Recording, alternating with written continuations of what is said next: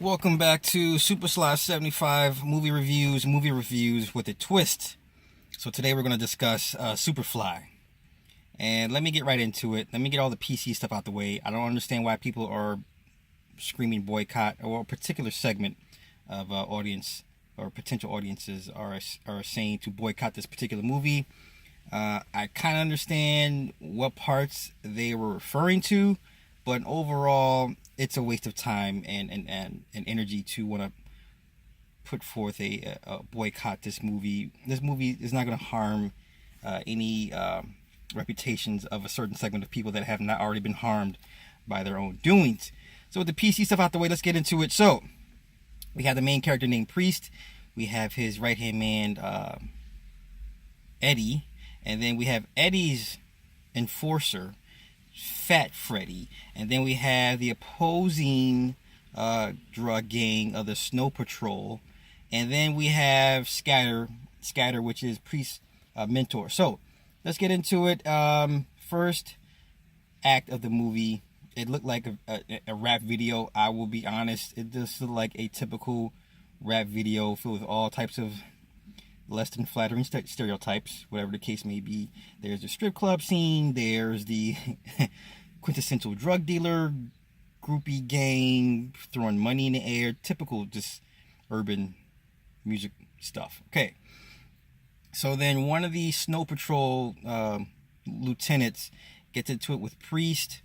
The goon, I think his name is Juju, ends up shooting an innocent bystander. So then the girl goes to the hospital. Now there starts this little friction between Snow Patrol and Priest crew, or Priest rather. So then fast forward, Priest basically wants to get out of the game due to this incident. He wants to do one more large drug deal transaction, and then walk away. Of course, his buddy Eddie is like, we can still keep doing this, but whatever. So for Priest to get out, he has to get his mentor Scatter to basically up the ante and either get him to connect or up the amount. So Priest goes to talk to his mentor Scatter, played by Michael K. Brown. Scatter says no. So then what Priest and Eddie do, they follow Scatter as he goes to meet with a connect in Texas.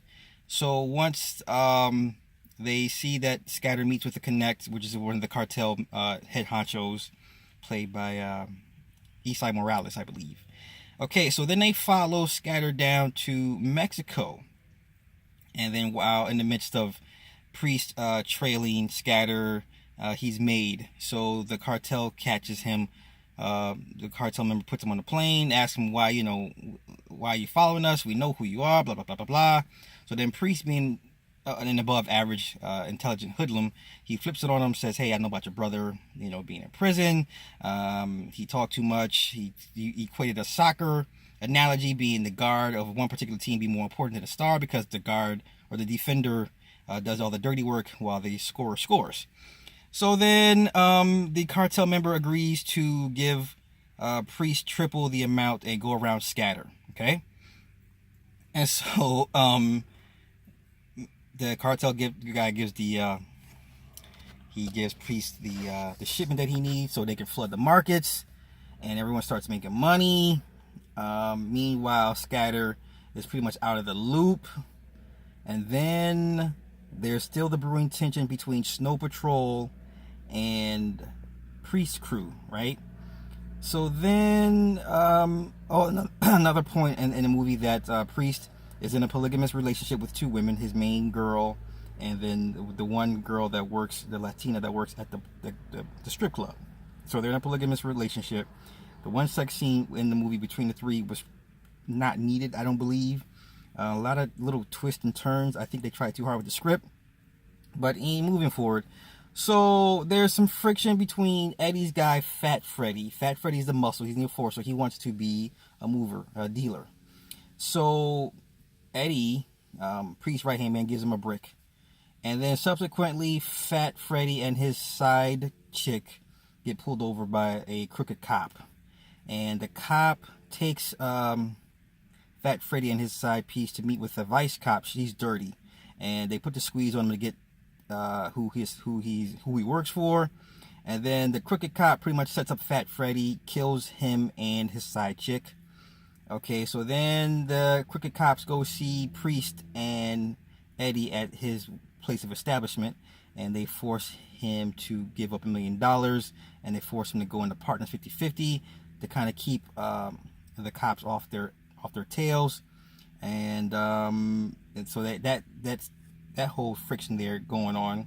Meanwhile, Snow Patrol, the Juju guy, still trying to push his boss into going into war with Priest and killing Priest, taking Priest out altogether.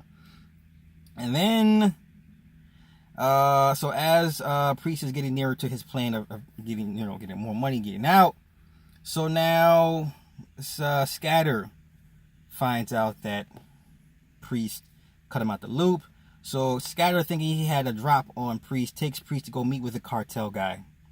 And then the cartel guy flips it on Scatter, kills Scatter because he knows that Scatter had been skimming off the top of the monies, and says he's impressed with Priest and he's always a great earner. Blah blah blah blah blah.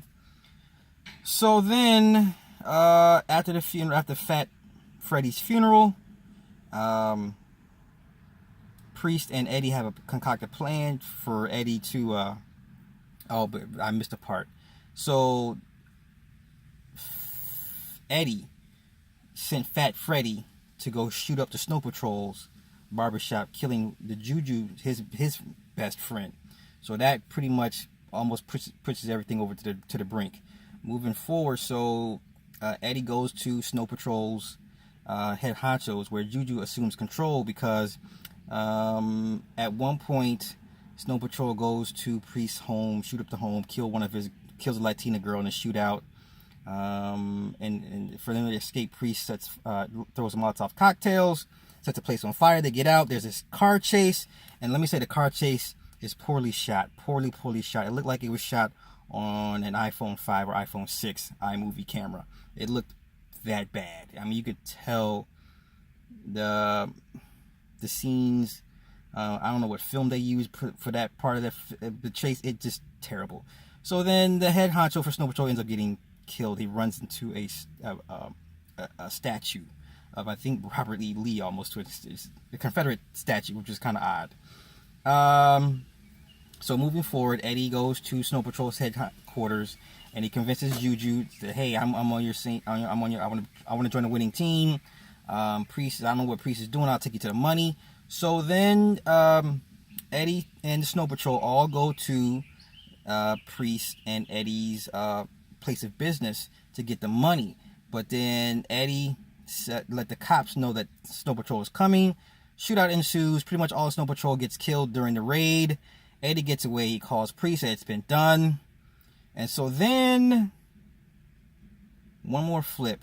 So the crooked female cop, Eddie she takes the bricks out of the during the raid. And then she's calling Priest to say, hey, we still good? We still meeting up? He's like, I take care of my own business. He sets her up. There's cops. They come to arrest the crooked vice cop and find the 3 bricks that she took. In the meantime, Priest blackmails the new mayor of Atlanta. He gets an unsealed record, or unredacted record, of the cartel's brother being held in prison in Fort Leavenworth in Texas. So the cartel member had admitted that he set his brother up to go to prison because he was just doing too much. In his eyes, he felt that way. He set his own brother up, sent him to jail or prison rather. So he has those records. He sends the records to the mother, the cartel member's mother. So the mother is upset. So she basically kills the son because he's a rat, whatever the case may be, and that's taken care of. So then Priest ends up moving to Montenegro with his number 1, and he gets out the game while Eddie stays behind in Atlanta to run things because he's in love with the game. The movie wasn't bad. The first act, like I said, gotta love California, right? So the first act was pretty bad. Second and third act kind of made up for it. It was watchable. Was it worth a night showing? No, probably more like a matinee or Fire Stick it.